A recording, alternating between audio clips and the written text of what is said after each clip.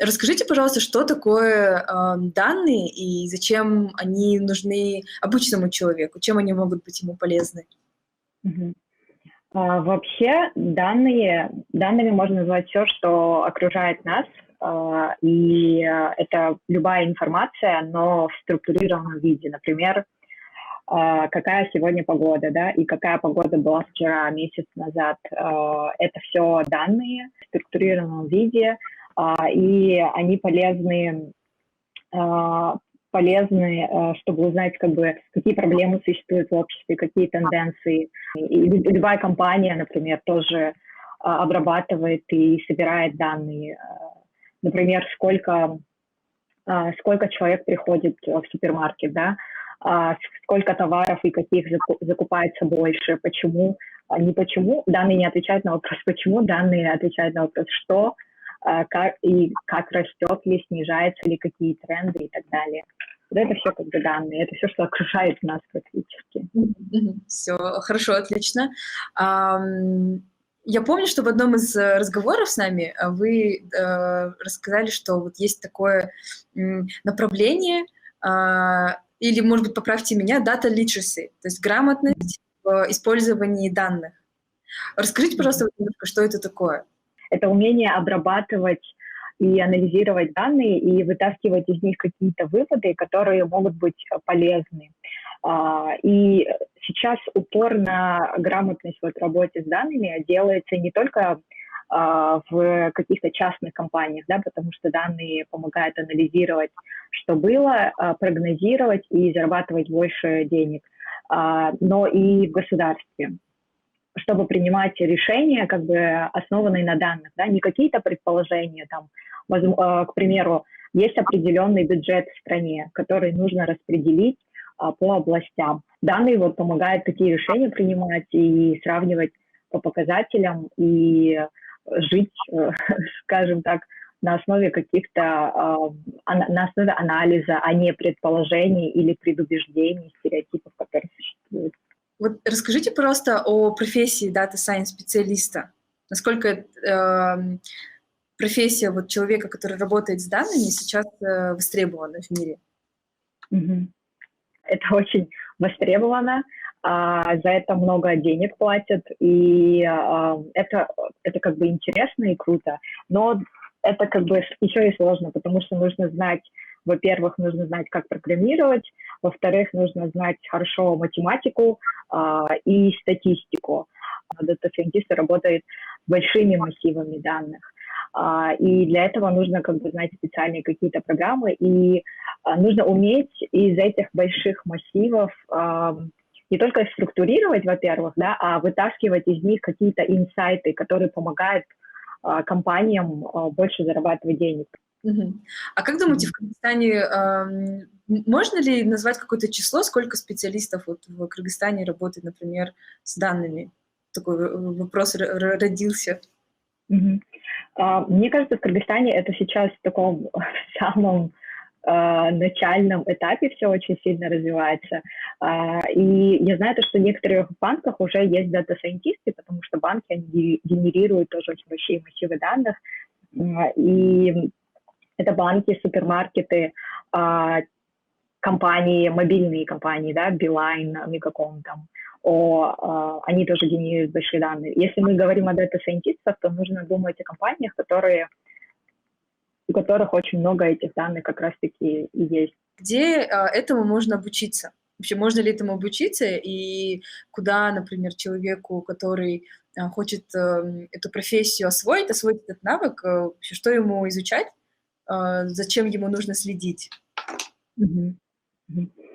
Вообще сейчас, мне кажется, очень много есть онлайн-курсов,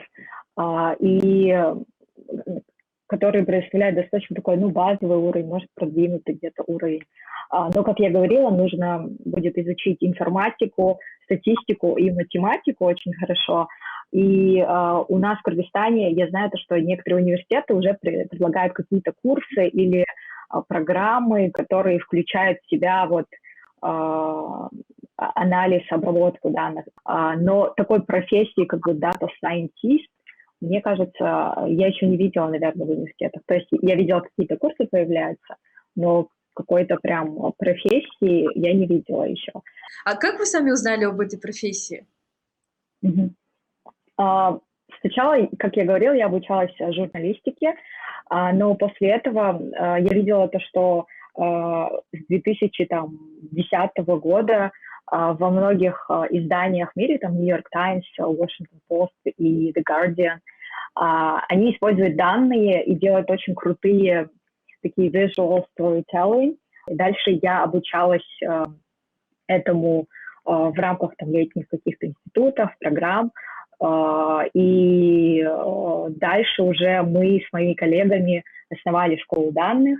Это организация. Наша цель как бы была собрать людей, объединить энтузиастов, которые хотят работать с данными, которые хотят продвигать эту дата-грамотность. Сможете вспомнить свой, может быть, самый первый репортаж, который вы написали на основе данных? Да, я помню свой репортаж, потому что он мне дался очень-очень сложно. Это было и эмоционально сложно, потому что это была такая сложная история о том, в Кыргызстане вообще очень высокая материнская смертность по сравнению с другими странами СНГ. И среди стран СНГ мы занимаем первое место. То есть, и мне хотелось разобраться, у меня всегда вопрос, почему так происходит, да, почему именно Кыргызстан, какие факторы на это влияют. И мое первое предположение было о том, что, наверное, в Кыргызстане не хватает гинекологов, да, или акушер-гинекологов, и поэтому у нас больше матерей умирает при родах.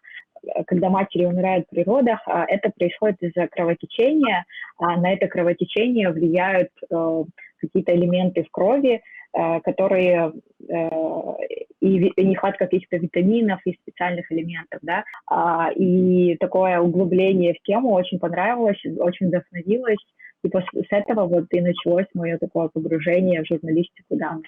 Самое последнее, что мы делали. Например, данные о коронавирусе. Сейчас везде как бы распространяется вирус. Министерство здравоохранения и наш штаб, они не публикуют данные вот в таком табличном виде, когда мы их можем обработать и проанализировать. И мы решили сами это делать, сами собирать их в структурированном виде, структурировать и предоставлять людям и исследователям, журналистам для анализа. Это очень важно, чтобы люди тоже получали доступ к данным и могли увидеть такие исследования и сделать какие-то выводы не только на уровне там, государства, компаний, а на личностном уровне. Классно. Вот вы упомянули ранее про организацию «Школа данных». Вот, расскажите, пожалуйста, «Школа данных» — это... То есть есть ли у вас, например, направление обучения? Школа данных — это общественный фонд. Мы работаем не только в Кыргызстане, но и во всем регионе. И мы проводим, да, какие-то обучающие тренинги. У нас есть доступны также онлайн-курсы. Также мы предоставляем какие-то материалы, делимся инструментами обычно и делимся программами, которые проходят бесплатно и платно в рамках не только как бы журналистики, но и вообще в работе с данными. Как раз вы упомянули инструменты сейчас, и очень любопытно узнать, какими инструментами пользуются Data Science специалисты или вообще любые специалисты, которые работают с данными. Первый шаг – это, конечно, полюбить таблицы Excel, к примеру, или, скажем, Google таблицы, да. Это потому что можно даже какие-то небольшие наборы данных, небольшие таблицы скачать на сайте статкомитета, статкомитета, и уже оттуда что-то пытаться понять и проанализировать, да, это первый шаг. И это можно сделать с помощью вот бесплатных Google таблиц. Второй шаг, если вам уже не хватает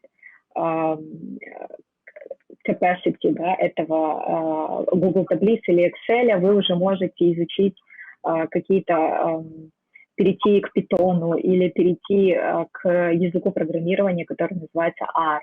Эти языки помогают обрабатывать большее количество данных и делать какие-то уже статистические, более сложные математические анализы и переходить уже к прогнозированию, моделированию и так далее. Я думаю, что вот резюмируя, очень хочется, чтобы вы поделились такими некоторыми советами о том, куда можно идти новичку или вообще что начинающему специалисту можно, с чего можно начать? Во-первых, мне кажется, очень важно понимать, что это не так, то, что ты изучил это что-то, какой-то курс прошел в течение месяца, потом ты закрыл это все, и вот ты уже прекрасный специалист и работаешь. Это так не работает, потому что даже, я постоянно каждый день появляется что-то новое, и каждый день инструменты новые появляются, и приходится обучаться этому постоянно. То есть этот процесс обучения, он никогда не прерывается, и если вы, например, не открываете таблицы в течение месяца, то вы забываете сразу же, какие формулы там были, что делать и так далее.